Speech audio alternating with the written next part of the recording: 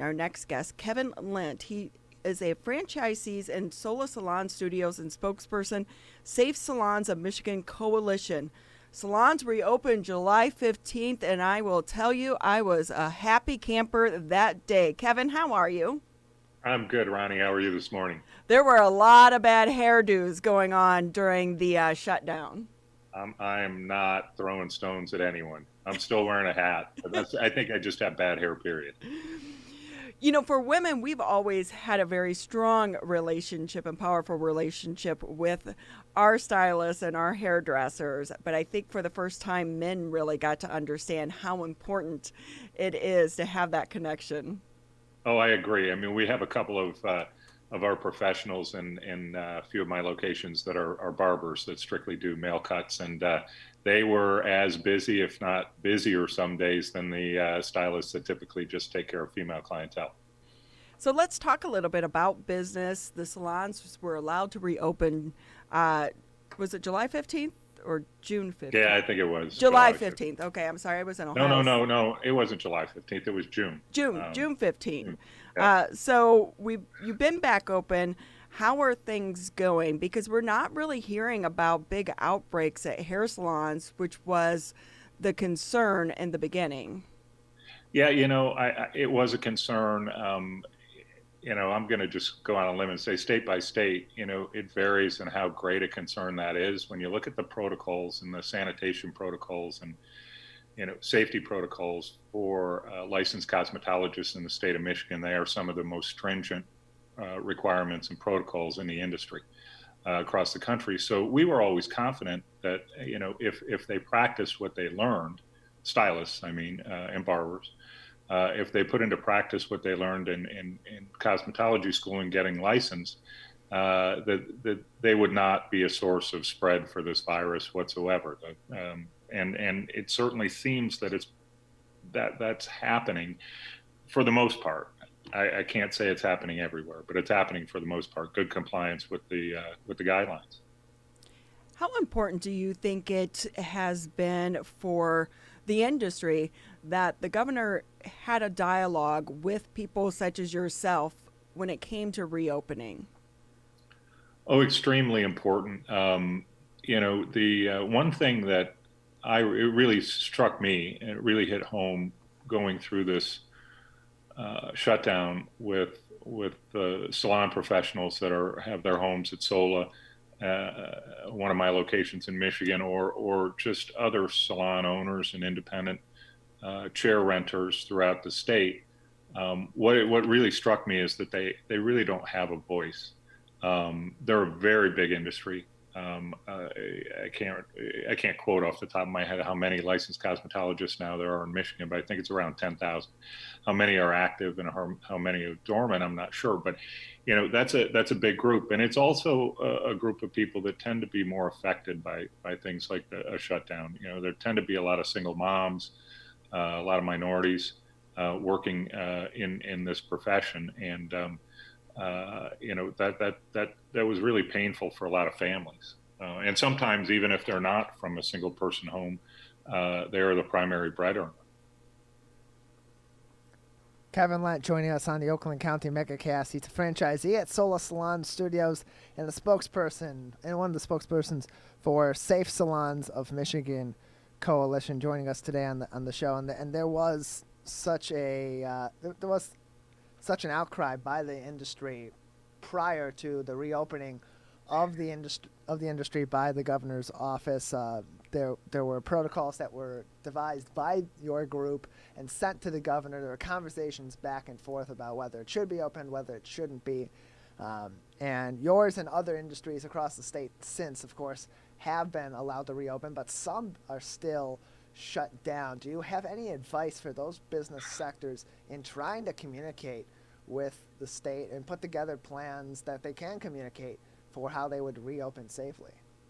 Yeah, that's really hard for me to speak to. I think it's, I hate to see it. I hate to see it because I know every single business owner, whether they're a small independent business owner like myself, or whether they're a large conglomerate like some of the movie theater chains or some of the health and exercise gym chains.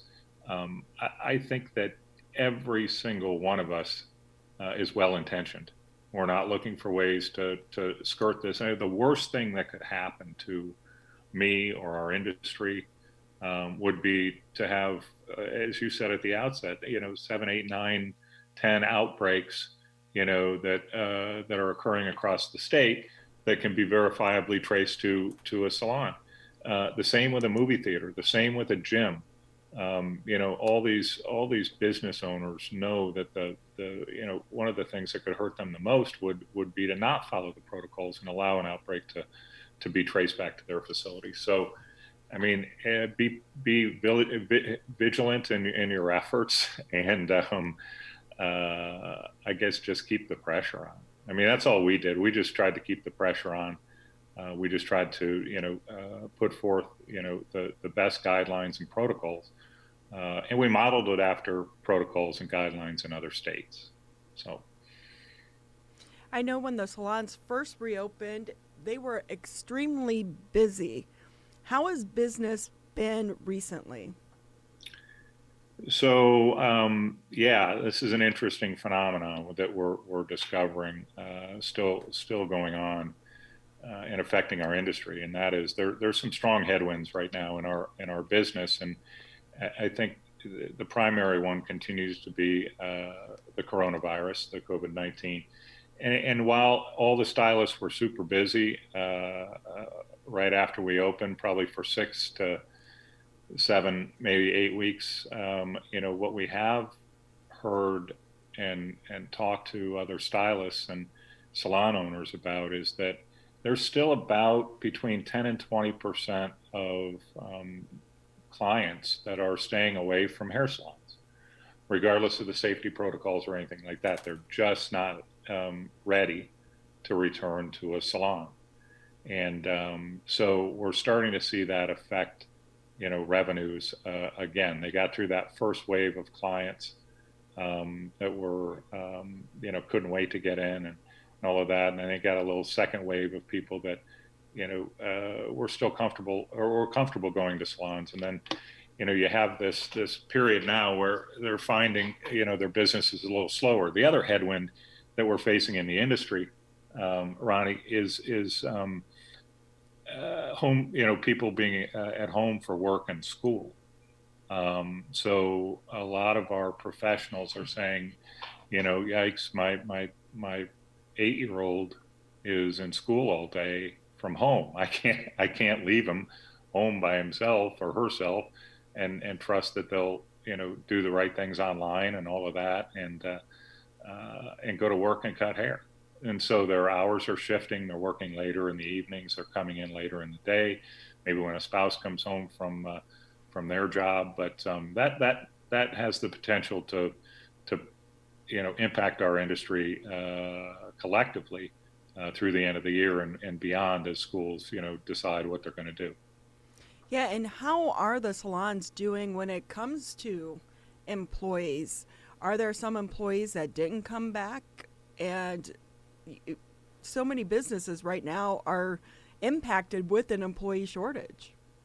Yes, they are. And I was in the restaurant business in the midst of the pandemic and the shutdown, and sold my last 4 restaurants on June 28th. So, but one of the biggest challenges we were facing and had been facing, frankly, was a shortage of employees for my restaurant business. Now, at Sola, we don't have employees, so we actually they rent a turnkey studio salon. So it's a salon, but it's small. They rent a turnkey studio salon from us, and they're independent contractors. They set their hours, they set their prices, they come and go as they please. However, my other friends in the industry have imparted on me that, there were quite a few people who didn't come back. There are still people, I can't give you percentages, but there are still professionals, especially in the skincare area, so estheticians, eyelash artists, eyebrow artists, folks like that whose business continues to struggle because more and more of their clients are holding off returning for those types of services. So I know I just blended two topics, but I'm sorry. Kevin Lent joining us. He's a franchisee with Sola Salon Studios and was a spokesperson for the Safe Salons of Michigan coalition as the salons in the state attempted to get the governor's office to allow them to reopen earlier on this year, which happened, of course, successfully. So the pandemic continues on, Kevin. The industry, of course, still very much affected by it. What is your forecast if we continue on with this pandemic for the salon industry in the state of Michigan going forward? If this goes on a few more months, if this goes on six more months, if this goes on another year, what is your forecast as of now? What's it looking like? Yeah, I think that things will hold. I don't think things are going to get any worse for our professionals, our licensed cosmetologists and barbers. I think that those who are choosing to stay away will continue to stay away, and those that have already returned will probably not change their behavior. That could change if there's a big outbreak. But I know there was a big outbreak tied to a bar establishment in Lansing, but it hasn't seemed to have affected the bar trade at the restaurants locally. So it'll be interesting to see. I think the headwinds that are going to be the strongest, frankly, are the schooling issues that I brought up, and are kids going to be back to in-person learning? If they are, I think that bodes a little better for our industry. I think that provides a little more freedom for the consumer, provides much more flexibility for the professional, and for the employer, for those salon owners who hire employees, whether they pay them commission or an hourly rate. That's going to free up the workforce to be able to come back to work and then be able to generate revenue that in turn pays their rents, that in turn, feeds the banking system. It's just, as one thing affects everything. So I'm cautiously optimistic. The numbers look good in terms of, I think the hospitalizations and deaths per, ratio looks good. And I would be cautiously optimistic that we'll maintain our status quo through the winter. So many different facets to this entire pandemic impacting so many different businesses. Kevin, while we have you with us, I'm curious, how is the supply chain looking? Are some of the salons running into issues with getting the supplies that they need? Now, early on, yes, because of, short announcement time frame, short timing. Right, the system was taxed for gloves and hand sanitizer and things like that. I mean, a lot of business owners I know stocked up so they would have it, a supply and on hand, and we stacked up a little bit at a time as much as we could through the shutdown. But those supply chains seem to be back and moving and flowing freely at this point. No need to worry about your hair color being in stock or anything like that. Your gray coverage stuff, that's all in stock. You should be fine. Yeah, I know a lot of hairstylists had a lot of corrections that they had to make from all that box dye that people were using. So when it comes to the salons, and I know a lot of them took out some of the small business loans or the PPP loans, how is that going with paying back the government? Where do things stand? And do you think there's going to be any need in the future for additional help from the government as the businesses aren't back to 100%? Now, let me tackle the latter part of that first. I think, absolutely there's going to be a need for some kind of additional stimulus to business, as we all know, and I'm sure we've all talked and joked about, right? Restaurants can survive in Michigan and other states in our geographic area. with limited seating and outdoor seating. When that outdoor seating goes away and they're only allowed 25, 50%, pick a state, they all have different numbers. Being a former restaurant owner, I've never done a pro forma ever in my life that showed me making money at half the sales volume I projected.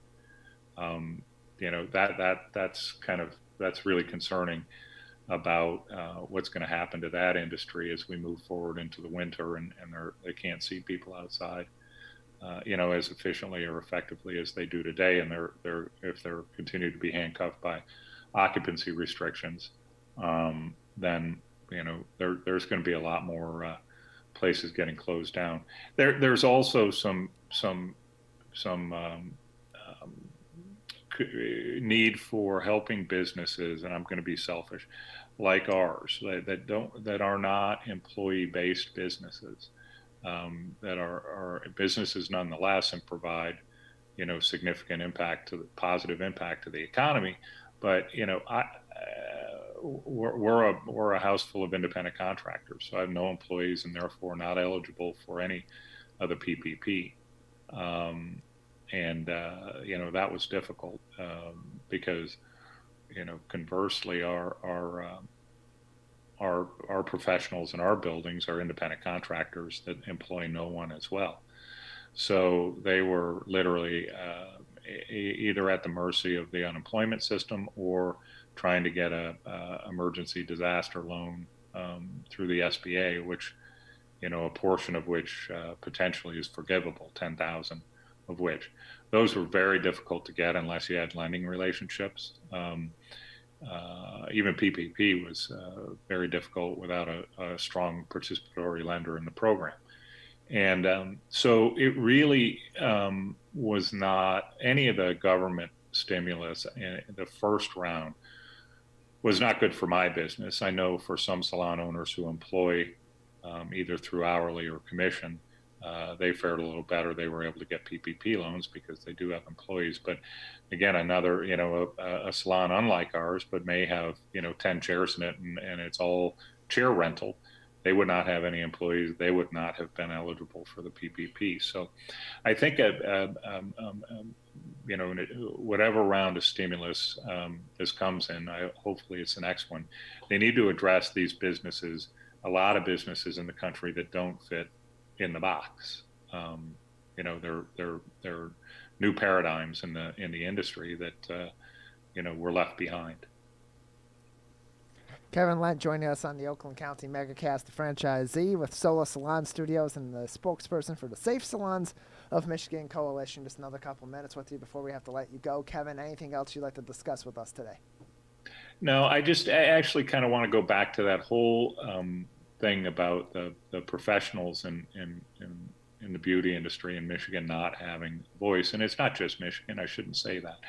We found that to be true, across the country. And I know the group of us in Michigan that kind of put together the Safe Salons for Michigan Coalition, we're really continuing our work, even though all the salons are open again and things seem to be getting, like I said, closer to normal.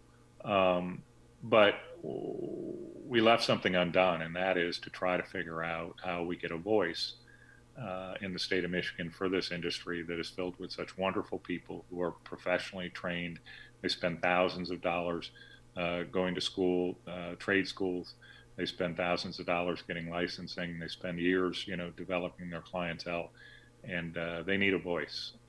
And we're going to continue that work and try to form, the right voice for the industry that can represent its interests in Lansing and ultimately in Washington, D.C. So if you had a magic wand to make, if you had a magic wand to make that happen, what would that look like? That would look like a unified and powerful industry group, of at least 10,000 members, which I think would be easy for us to achieve. That has, through Laura and other connections, has the ability to reach the the highest offices in Lansing with the opinion and argument that would benefit our industry, regardless of what that topic may be.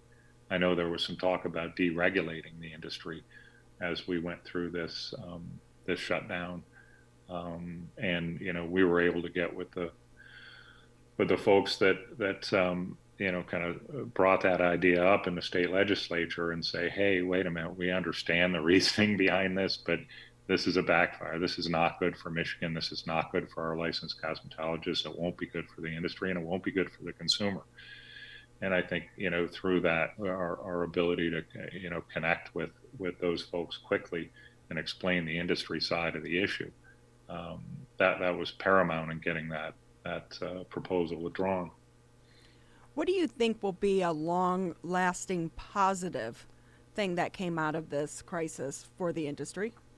Oh gosh, this is the easy button right here, and that is practice everything that you were taught in cosmetology school as it relates to cleanliness and sanitation, day in and day out, every time you see a client, before and after. And I think that if that results from this, and I see it in practice every day when I'm in my places, if that's the end result, if that becomes muscle memory or just an unconscious habit, then that's the best thing that could happen to our industry. Kevin Lent with us on the Oakland County MegaCast. Thank you for carving out a little bit of time in your busy schedule to update us on all things that are happening here in the salons in the state of Michigan. We appreciate your time. Oh, thank you both. I really appreciate the opportunity.